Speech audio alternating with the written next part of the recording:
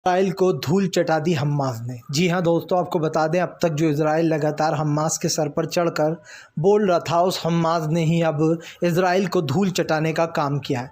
दरअसल दोस्तों, इसराइल एक के बाद एक बेकसूर और मासूम लोगों की जानें ले रहा है, लेकिन अब इसराइल के लिए ये मुश्किल बढ़ने वाली है। आपको बताते चले, लगातार फ़लस्तीनियों के ऊपर अत्याचार करते हुए इसराइल को इस बात का अंदेशा तब हो गया डर का, जब आपको बताते चले हमास ने ये वायरल कर दिया कि उसके पास कुछ ऐसे वेपन हैं, यानी कि ऐसे हथियार हैं जिसमें केमिकल लगे हुए हैं, और अगर उन हथियारों का दोस्तों यूज़ कर लिया गया, अगर उन बम वगैरह का परमाणुओं का इस्तेमाल कर लिया गया दोस्तों, तो ये समझ लीजिएगा कि पूरा इजराइल बर्बाद हो जाएगा।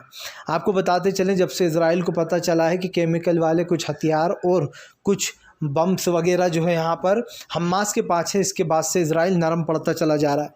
उधर दूसरी तरफ अमेरिका ने दो टुक पूछ लिया कि अगर हमास पर, मतलब जो गाज़ा है, उस पर कब्ज़ा होगा तो फिर क्या होगा। उस कब्ज़े का मतलब क्या, इजराइल ख़ुद कब्ज़ा करने वाला है। इस बात को अमेरिका ने चेताया है। आपको बताते चले, लगातार फ़लस्तीन में मौतें हो रही हैं। मौतों का आंकड़ा बढ़कर 8,000 के पार जा चुका है, और गंभीर घायल रूप से घायलों की संख्या लगभग 20,000 के करीब पहुंचने वाली है। यही नहीं, गाज़ा में जो हमले हो रहे हैं उससे आम जनता, आम लोगों के घर वगैरह सब बर्बाद हो चुके हैं। लोगों को सड़कों पर रहना पड़ रहा है, और यही नहीं, सड़कों पर रहने वालों को ये पता नहीं है दोस्तों कि कब तक वो ज़िंदा हैं, कब उनके पास मौत आ जाएगी। क्योंकि दोस्तों, बम मिसाइल है, ये गिरने से पहले रॉकेट ये नहीं पूछते कि आपका धर्म क्या है, आपका मज़हब क्या है, आप बच्चे हो, बूढ़े हो या जवान हो, वो तो आकर गिर जाते हैं। उसी की चपेट में दोस्तों अब तक सबसे ज़्यादा महिलाएं और बच्चे आ चुके हैं। आपको बताते चलें, इजराइल ने जब बम फेंका था तो उस दौरान जब हॉस्पिटल पर बम गिरा था, यानी कि मिसाइल गिरी थी, रॉकेट, उस दौरान 500 लोगों की हत्या हो गई थी, मौत, और कई लोग गंभीर रूप से घायल हो गए थे। अस्पताल में, हॉस्पिटल में बम गिराने के बाद से ही इजराइल जो है वो अमेरिका के निशाने पर भी है। हालांकि वो बात अलग है कि अमेरिका जो है पूरी मदद कर रहा है इजराइल की। यही नहीं, हमने एक चीज़ को नोटिस किया, वो एक चीज़ क्या थी ये आप समझ लीजिए। इस दुनिया में दोस्तों दो तरीके के लोग होते हैं, और वो दोनों तरीके के लोगों को हमने बखूब देखा। पहले तो दोस्तों आप समझिए लोगों के देखने का नज़रिया। जब यूक्रेन और रूस का युद्ध हुआ दोस्तों, तो सबने जो है यहाँ पर रूस को गलत बोला और कहा कि रूस बहुत गलत कर रहा है, बहुत बुरी चीज़ है ये, यूक्रेन को बर्बाद करने चला। पूरी दुनिया ने रूस की आलोचना की और जो है यहाँ पर यूक्रेन का साथ दिया। लेकिन दोस्तों आप समझिए, दुनिया में इतने सारे देश हैं, पर अब कई लोग जो है यहाँ पर रूस और यूक्रेन की तरह ही ये लड़ाई भी है, इजराइल और फ़लस्तीन की, लेकिन कोई भी दोस्तों फ़लस्तीन का साथ नहीं दे रहा। जबकि वहाँ पर तो रूस से जो है यूक्रेन से भी बुरे हालात हैं। वहाँ के जो बेचारे मासूम लोग हैं जो मारे जा रहे हैं, उसकी ज़िम्मेदारी किसकी है। मैं पूछना चाहता हूँ दोस्तों कि सरकार की जो नीतियाँ हैं, सरकार के जो काम हैं, आखिरकार वो सरकार किस पर टालेगी।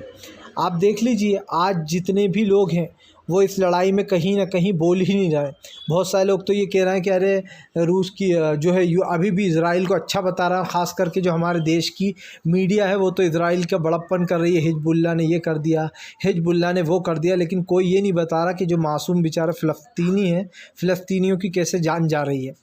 हिजबुल्लाह की तो इन्हें पता है, पूरी गोदी मीडिया इसी में लगी हुई है। इज़राइल के साथ ये हो गया, अब इज़राइल से ये डरे, इज़राइल की मुश्किलें, इज़राइल ने बढ़ाई मुश्किलें, तमाम चीज़ें बोल रहा है। लेकिन वो ये नहीं बोल रहा कि गलती इज़राइल की है दोस्तों। इज़राइल की तारीफ़ें हो रही हैं, और बेचारे जो मर रहे हैं उनका क्या।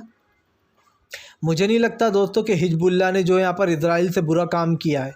इज़राइल तो खुलेआम वो कर रहा है जो हिजबुल्लाह छुप कर करता है दोस्तों। हिजबुल्लाह ग्रुप के 6 लड़ाके भी मारे गए थे, उसके बाद उसने चेतावनी दी थी कि अब वो इसका बदला लेगा।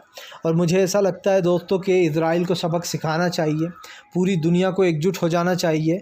इसलिए नहीं कि हमास ने हमला किया, हमास को भले ही सज़ा मिले दोस्तों, लेकिन उन लोगों को मिले जिन्होंने ये बम सबसे पहले अटैक किया था।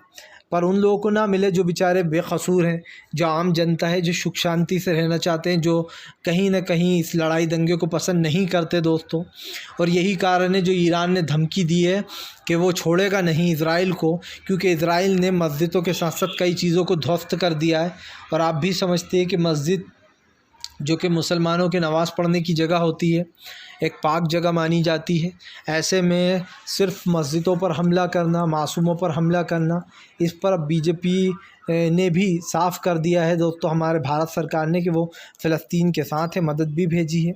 ऐसे में अब ये भी देखना होगा कि आने वाले कुछ समय में क्या होने वाला है, रुख किस तरफ पलटेगा। फ़िलहाल हमारा वीडियो अच्छा लगता है तो लाइक कीजिएगा और चैनल को सब्सक्राइब करके सपोर्ट करिए।